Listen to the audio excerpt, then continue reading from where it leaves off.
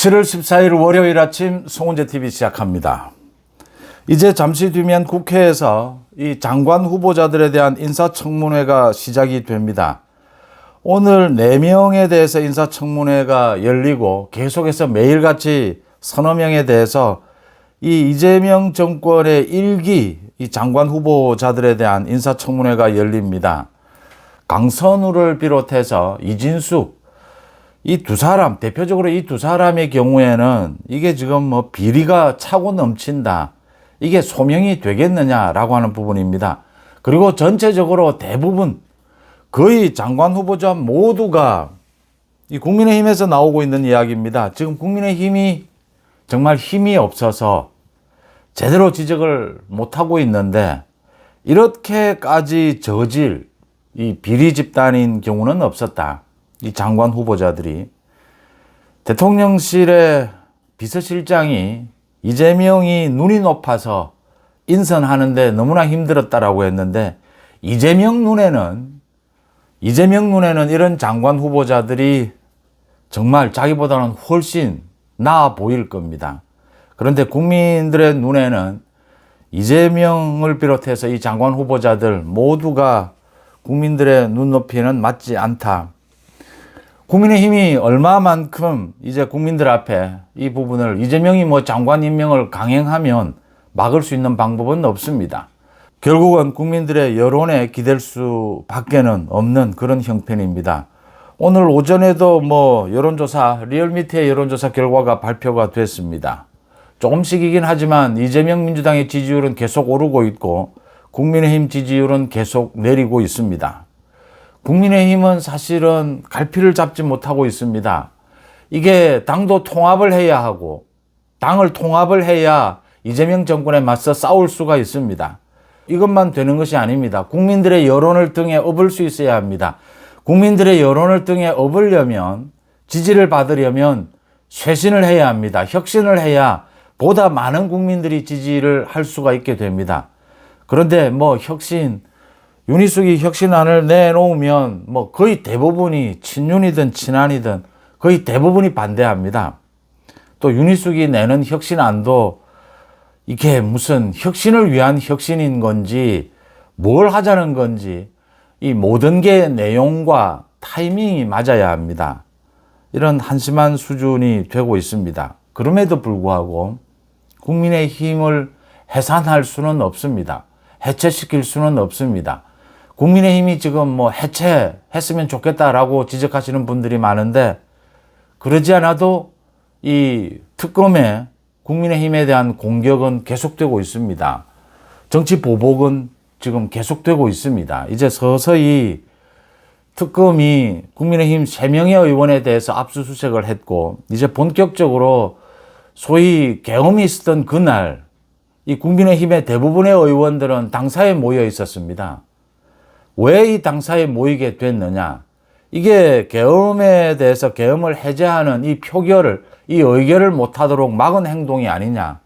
이제 이렇게까지 가게 되면 이건 뭐 명백한 정치 보복입니다. 국민의힘 전체를 지금 107명 전체 국회의원들 모두 안전하지 못합니다.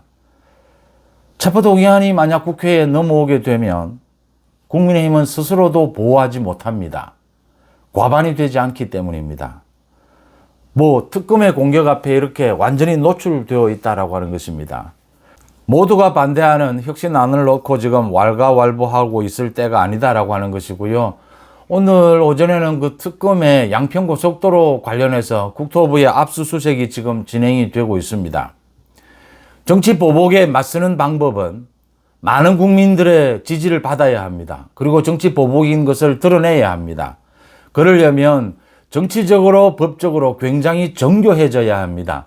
법리적으로는 이렇게 하나하나 차분하게 따지고 들어가야 하고 정치적으로도 얼마나 설득력이 있는 주장, 메시지를 내놓아야 저 특검 뒤에는 민주당이 있습니다. 이재명 정권이 있습니다.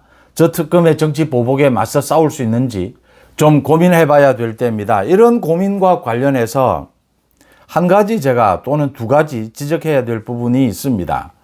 소위 윤 대통령의 변호를 맡고 지금도 뭐 변호를 맡고 있는 김계리 변호사입니다.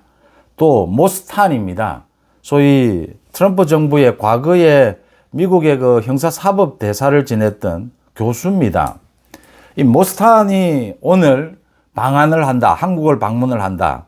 또 김계리가 지난 주말에 윤 대통령과 관련되는 많은 이야기들을 공개적으로 쏟아내서 많은 사람들이 안타까워하기도 했고, 또 이런 부분이 이렇게 공개되는 것이 적절한가?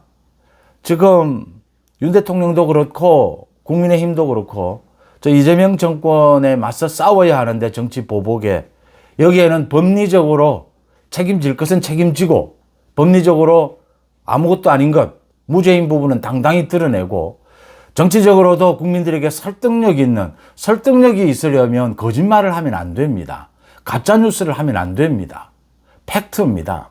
팩트를 근거로 해서 설득력 있는 주장을 해야 합니다. 이런 부분에서 이 지금 김계리와 모스탄, 이게 맞느냐라는 부분을 한번 짚어볼 필요가 있습니다. 김계리가 윤 대통령의 변호를 맡고 또 뭐 그 헌법재판소의 그 탄핵심리 과정에서도 자신은 계몽이 되었다. 이 법정에서, 헌법재판소 그 법정에서 이런 주장을 했습니다. 계몽, 소위 계엄령이 아니라 계몽령이었다. 이게 화제가 되기도 했습니다. 제가 그 당시에도 말씀을 드렸습니다. 바깥에서는, 법정이 아닌 바깥에서는 계몽이 되었다라고 주장할 수 있고, 또 계몽이 된 것도 또 사실입니다. 그런데 법리적으로는 계몽이 되었다라든지 이것이 이 법리 다툼에는 도움이 되지 않습니다.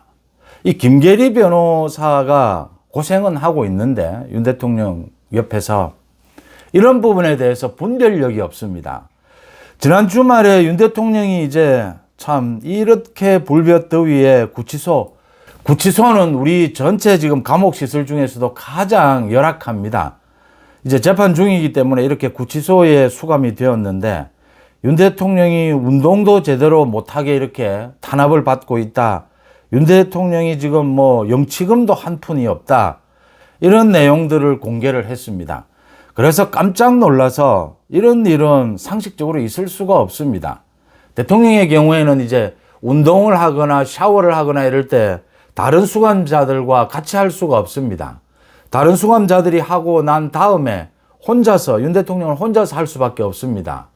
이게 전직 대통령이기 때문에 어쩔 수 없는 일이죠. 이 운동이나 이 샤워, 이런 부분들에 대해서 확인을 했는데 뭐 법무부가 밝히기도 했습니다. 이런 조정 때문에 좀 시간이 걸렸다. 윤 대통령의 또 이 뭐 영치금이 한 푼도 없다, 뭐 이런 이야기를 해서 영치금이 또 모이기도 이렇게 했습니다. 제가 드리고 싶은 말씀은, 윤 대통령 주변에 지금 김계리 변호사를 비롯해서 몇몇이 아직도 윤 대통령과 김건희 여사에 대해서 굉장히 뭐 사적인 이런 내용들을 공개를 하는 경우가 있습니다. 이게 도움이 되느냐라고 하는 것입니다. 이게 지금 법적, 정치적으로 윤 대통령이 맞서 싸우는데 이런 내용들이 도움이 되느냐라고 하는 것입니다. 일단 팩트가 아닙니다. 그 다음, 지금 뭐 영치금을 모아야 된다, 이런 이야기는 윤 대통령의 지지층, 당원들, 더 나아가서 전체 국민들에게 어떻게 받아들여질지를 좀 생각해 봐야 합니다. 이 김계리 변호사를 제가 대표적으로 예를 들겠습니다. 분별력이 없습니다. 법정에서 해야 될 말과 법정 바깥에서 해야 될 말을 구별하지 못합니다. 지금 이 시점에서 윤 대통령에게 도움이 될 일과 그렇지 않은 일을 구별하지 못합니다. 보수파에는 도움이 되지 않는다라고 하는 것이고요.